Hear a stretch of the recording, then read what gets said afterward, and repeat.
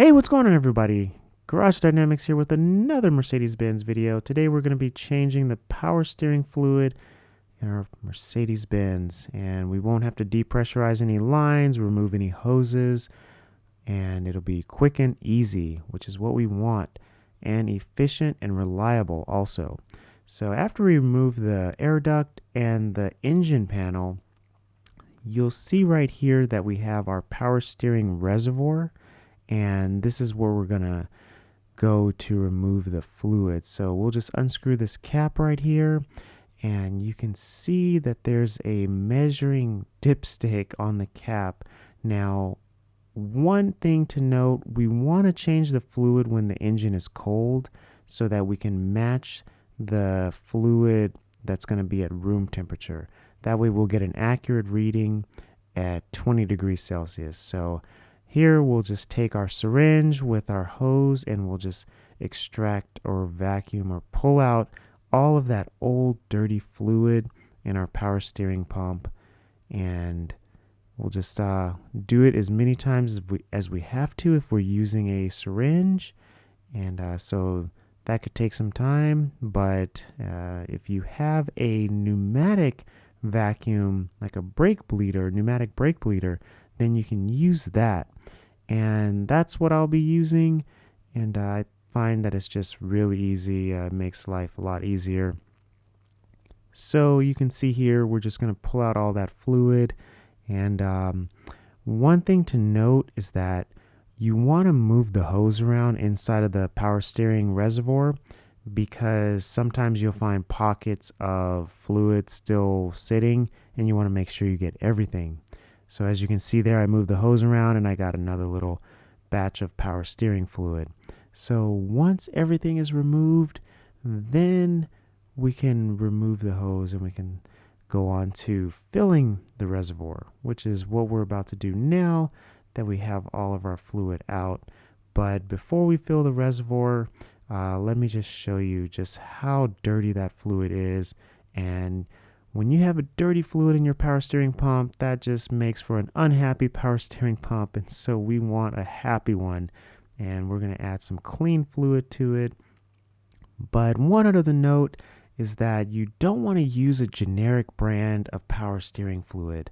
I know it's tempting, it's easy, it's convenient, but this is the brand you want to use. This is the power steering that's designed for Mercedes-Benz power steering pumps, and it is worth the extra cost, and it will make sure that your power steering pump is happy. So we're just going to go ahead and pour that into our reservoir, and you don't want to pour too much. One good thing to do is measure how much fluid you removed and then refill the power steering reservoir with that amount of fluid. But if you don't want to do that, then just go ahead and pour in small increments and take measurements that way. So you can see here we're still dry, which means that we need to add some more power steering fluid to our power steering fluid reservoir. Not a problem, because we have a lot. So we're just going to go ahead, pour in some more fluid just like that, but we don't want to pour in too much. Remember, just a little bit at a time. Now we're just going to take another reading, and be sure to screw that cap down all the way so that we get a proper accurate reading. And you can see here that it's a little too much. So we're just going to go ahead and take another reading and see what we get. Right there, you can see that it goes up to the 80 degrees Celsius line, and that's not what we want. So we're just going to go vacuum out just a little bit more so that we can get it down to the 20 degrees Celsius line, because remember, this is on a cold engine and everything's going to be at room temperature. So we'll stick the cap back in there, tighten it up, give it a check, and you can see there it's at the max level of the 20 degrees Celsius line. So that's where we want to be. That's going to be our accurate measurement with the cold engine and room temperature power steering fluid. So right there you can see that's the ideal line that we want. Now we're going to go ahead and start our car up to just remove any air, But remember, like I said, this method does not introduce air into the system. So this is just kind of like a precautionary, measure just to make sure that we cover all bases. So what we're going to do is we're going to rotate the steering wheel from lock to lock, left to right, about 15 times, just to make sure we get all air out of the system with the cap off of the reservoir.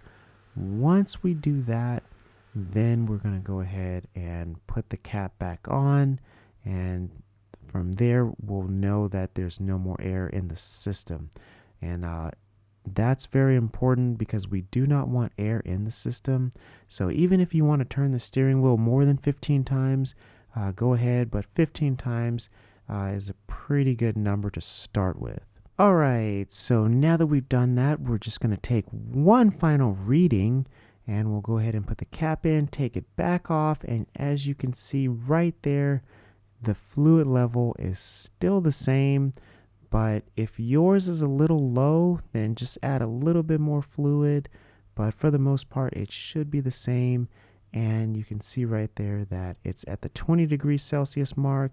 And we'll just go ahead and screw that cap and lock it down for the final time, and we're good to go. So thanks everybody for watching. If you like this video, please subscribe.